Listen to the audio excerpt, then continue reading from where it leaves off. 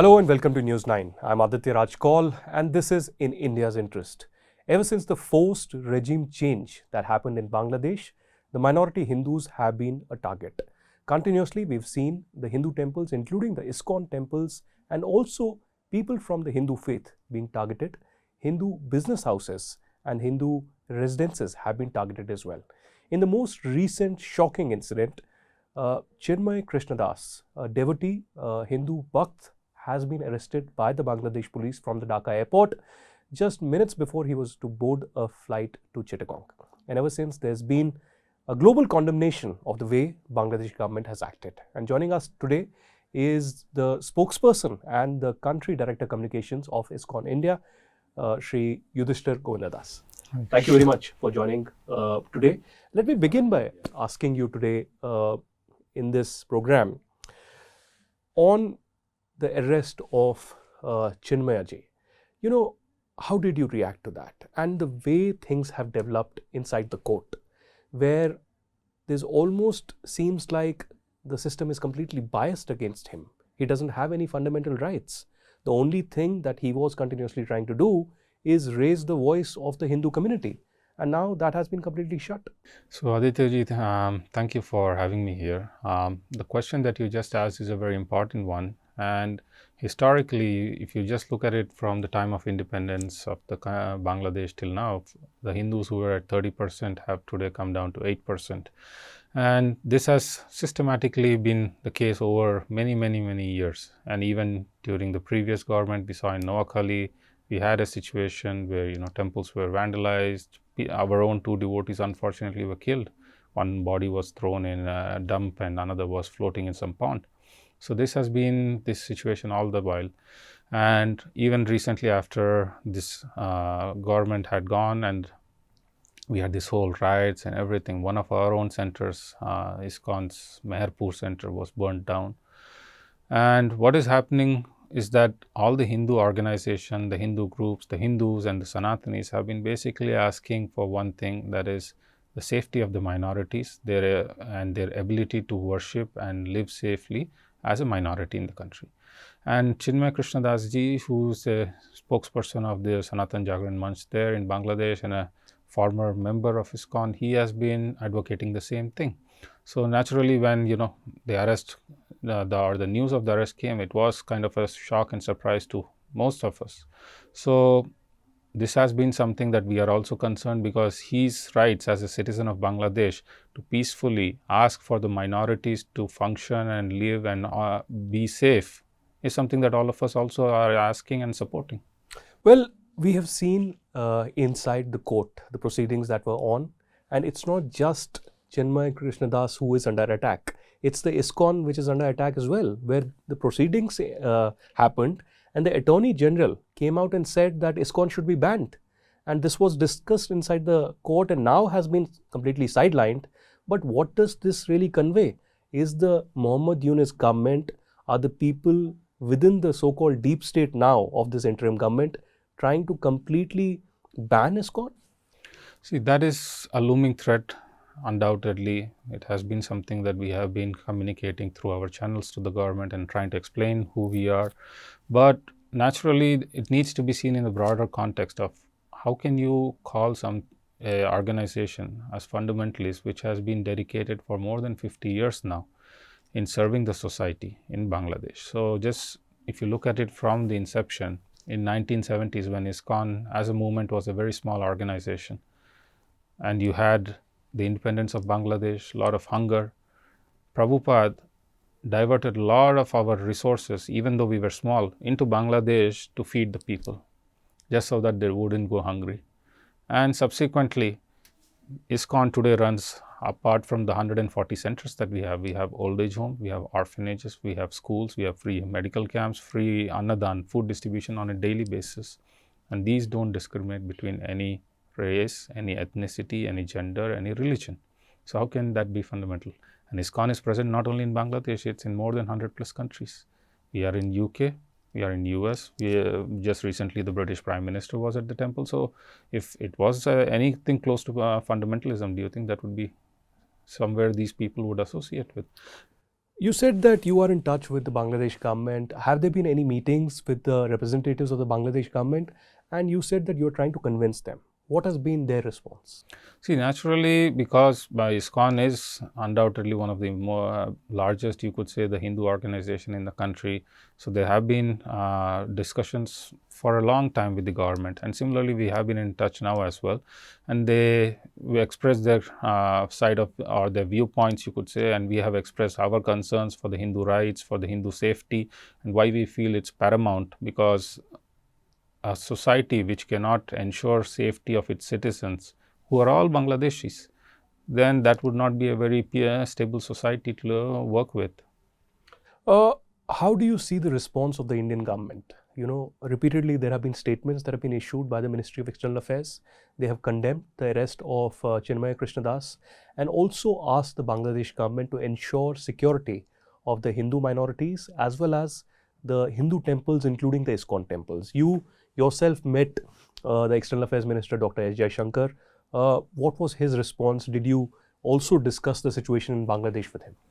So, like all the other places that we have, so in India as well, we have our good establishments, our temples, our devotees. So we are in touch with a lot of people, and yes, we have been in communication with the government of India, who have been concerned. Like other regional parties, we saw something coming from Bengal, something from South India. So all of them have been in touch, and they are expressing their worry and their concern. So for which we are very grateful and appreciative for that.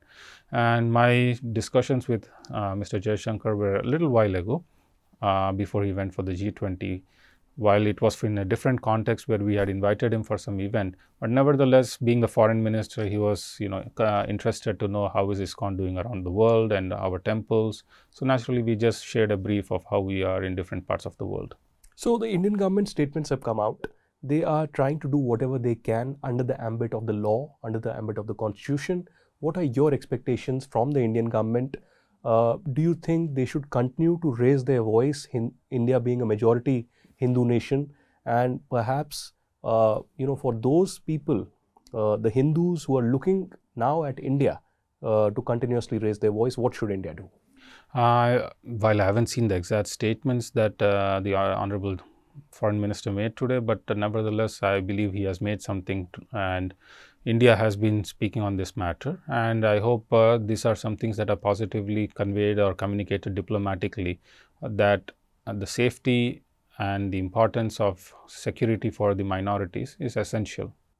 You've also seen impromptu protests happening around the world. We have seen protests happening in US, in UK, in Finland, in Australia, and different parts of the globe, where the Hindu community, the Indian diaspora, and even people from different faiths, the Jewish community or the Christian community, are coming out in support of the Hindus, the Hindu minority of Bangladesh. Do you think this momentum will certainly grow further, where pressure would be put on the Mohammed Yunus government that rights should not be curtailed and justice should prevail and security should be provided to the Hindu minorities? Naturally, like it just goes back to the previous question we were discussing, that a lot of Hindus are today situated in many parts of the world. So there are concerns. ISKCON temples in these parts of the world have also been, similarly concerned, and the members associated with the temples have been expressing the similar sentiments. So personally, I saw some of the photographs as well that happened in Finland, New York, and elsewhere. And I'm sure that, those concerns will only echo the larger sentiment that exists in the society. And it may be a little more in the coming days also, depending on how much the momentum picks up in different parts of the world. There are social media trends we are seeing. There are Facebook, WhatsApp messages that we are seeing. So naturally, there is, you could say, a global concern for this. Taking the global concern forward, there are certain organizations who regularly comment on the faith and religious freedom across the globe. There's one organization in the United States which releases an annual report on religious freedom. Do you think organizations such as the US State Department, which has this organization which comes out with this annual report, and also the United Nations that has to protect religious freedom, has to protect freedom of speech of minorities especially, should also speak up? See, any institution that promotes the values of human rights, that promotes the value of freedom of religion, it's the same values that all of us believe in. So, those kind of values are something that are positive and that should be represented. But they should also be represented equally for all communities. It shouldn't be selective for one community and not for the others. So, if there are reports, saying one way for one form of faith, that should also reflect the situation on the ground for the Hindus also. So, historically, we have seen that unfortunately, whenever there are Hindu related issues, be it what we saw in Canada when some temples attacked, or even our own temples in Australia were attacked. So, we see that not many voices do speak up on those factors. So, but if that's where for other forms, then it would have been different. So, one common expectation we would have is neutrality for all faiths. One question that I have, and I'm taking you back to Bangladesh, is what is the current status of the ISKCON devotees, the Hindu minorities, and overall people who practice the Hindu faith, who are in some kind of a fear psychosis right now? And do you still expect that the government will act? Because the conducive steps that the government needs to take haven't been taken. So could you describe for the viewers who are watching from India and trying to analyze what is the situation on ground? Because you're in touch with ISKCON members and saints and monks there. What is the situation on ground? The situation is undoubtedly very tense and worrisome, and it's rapidly evolving, you could say that. We saw from attacks transmorphing itself into street protests. Yesterday, you could say practically in every district of the country, there were protests. Asking in some protests to kill the members. In some protests, they were asking to beat the ISKCON members. In other places, they were saying, we'll shut down the ISKCON temples. So this is, imagine you're in a house and every day there is a procession in front of your house asking you to be thrown out. How would you feel? So that is the kind of the sentiment that we have right now on the ground. So the members are worried, the members are concerned, and through our channels in the government, we have expressed these concerns as well, and we are hoping that they would be positively taken and worked on. Do you also feel that there are certain radical forces, and might I take the name of radical Islamist organizations or forces or individuals, who are trying to prevail over the Mohammad Yunus government? For instance, the BNP, for instance, the Jamaat-e-Islami, and other individual elements also, who are trying to, through these street protests, through violence, through threats, trying to show to the government that their views need to be acted against ISKCON, against the Hindu members of the faith. And how do you react to Mohammad Yunus saying that, these are supporters of the Awami League and they are with ISKCON and they are with the Hindu members and they are being targeted, almost giving an intellectual cover to these attacks and violence? See, one of the names of the group that you have taken, they actually came out a day ago and publicly stated that ISKCON has nothing to do with fundamentalism, and they are actually a good organization. So we hope that more such voices prevail and more such people come out and start speaking, even though they may be in opposition or they may be of any other ideology. But these are something that they need to be recognized for. And as far as the other aspects of fundamentalism and connected to one party or other, ISKCON is a non-political entity wherever we are. So we don't operate with any political affiliation. Whatever it is, we only spread a message of universal peace, brotherhood, and harmony and coexistence. And wherever we can share that message, we work with them. So it's not for one party or the other. Fair enough. I want to also ask you on this needless controversy that has happened right now, where we know for a fact that Chinmoy Krishna Das was an ex-member of ISKCON, and probably for almost a year, he hasn't been associated with ISKCON. But when Charu Prabhuji came out and said that, he's not a member of ISKCON, he has his own organization, these are facts that were coming out. Could you, for our viewers, convey that what is the situation vis-a-vis Chinmoy Krishna Das? Because ISKCON has publicly come out and supported him and condemned the arrest that has happened. For those people who do not know, who do not understand the nitty-gritty of what has happened, could you explain the situation? Sure. Also, because some people are trying to take advantage of this and divide the Hindu community and the Indian diaspora. So it's important to put facts in perspective. See, what you said is the fact that we have repeatedly mentioned this in the past, but the main point which needs to be underscored is the larger cause that Chinmoy Krishna Das ji was representing, that was the safety of the Hindu community, and ISKCON stands by this right for asking for the safety. Now, it's a very small minor detail that yes, for many months he has been running a movement on his own, independent of ISKCON, for different managerial reasons. But that, I think, is a grand idea of the Hindu safety. That's a very minor detail, and that should not be a reason for diverting the attention from the most important point, like you rightly put. And as far as the yesterday's thing, Charu Chandraji is a Bengali native speaker. He has been speaking on this many times in the past. Now, how it got translated into English and what was the unnecessary controversy that was created, I don't think that was necessary.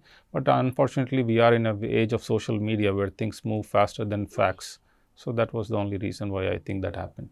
Well, I'm glad you made this clarification. But one last question on the future of the Hindu community and the ISKCON temples. Could you tell us how many ISKCON temples are there in Bangladesh at present? How many devotees and ISKCON monks are there at present? And what do you expect now from the Bangladesh government immediately?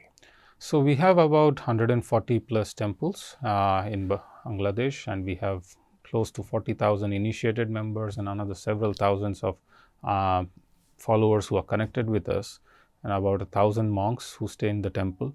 Apart from this, we also run a range of philanthropic activities, from old age homes, schools, orphanages, medical camps, Annadan programs. So there's a whole spectrum of activities that we are engaged in.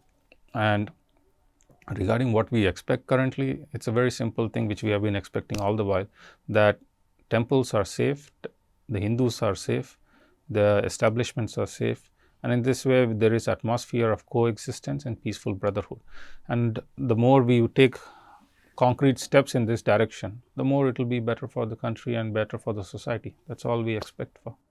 Well, on that note, we do expect and we do hope that peace returns in Bangladesh. Everybody wants safety of the Hindu community, especially the Hindu temples and all those Hindu monks who are doing this service for their country, for their community, and for the larger cause of humankind. Thank you very much, Yudhistir Govinda, for joining us. Thank you very much.